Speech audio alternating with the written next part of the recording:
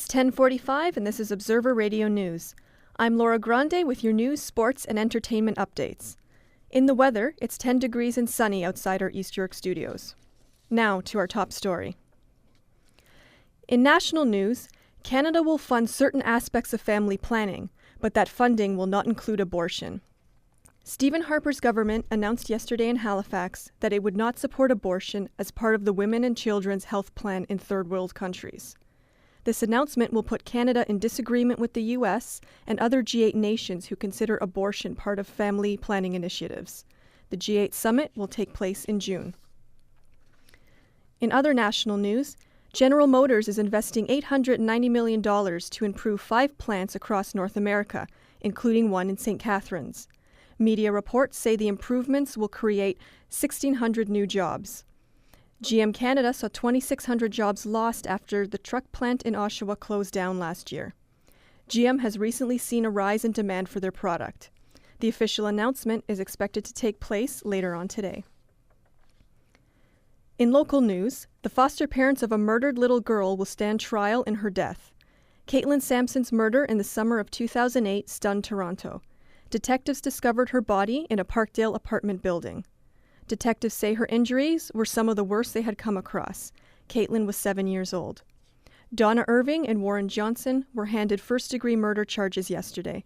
They are due back in court on May 19th. Turning now to sports. In local news, the Toronto Blue Jays' third consecutive loss was also their highest-scoring game of the season so far. The Jays lost out to the Boston Red Sox by a score of 13-12 in an unpredictable game at the Rogers Centre last night. Jose Bautista hit a 3-run home run in the 6th inning to get things going for the Jays, but they failed to rally in the 9th inning. They face the Red Sox again tonight at 7 o'clock on home turf. In hockey news, the Montreal Canadiens forced a Game 7 after last night's playoffs win over the Washington Capitals. The Habs tied the series 3-3 on home ice to push the series into sudden death. Goaltender Yaroslav Halak made an exceptional 53 saves in the Habs' 4-1 victory. The Habs and Capitals face off again on Wednesday night in Washington. In other NHL playoff news, the Boston Bruins moved on last night, winning the series 4-2 over the Buffalo Sabres. The Bruins won the game 4-3 in a nail-biter. The Detroit Red Wings and Phoenix Coyotes face off in the Western Conference tonight at 9 p.m. With the series tied 3-3, the winner will move on to the next round. Moving on to entertainment news, Canadian pop superstar Justin Bieber had to cancel a concert in Sydney, Australia. A stampede of teenage girls led to at least 8 injuries yesterday before the show.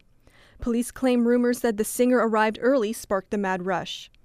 Police also say they were prepared for crowds, but the 5,000 fans lost control. Bieber performed at an Australian studio instead, where fans were able to see him through the window. In local entertainment news, Scott Wilson is the host of a cable TV show called Departures. For the show's Season 3 premiere, the Departures team held a VIP party for fans. After 3 years of being on the road, Wilson says people everywhere share the same characteristics.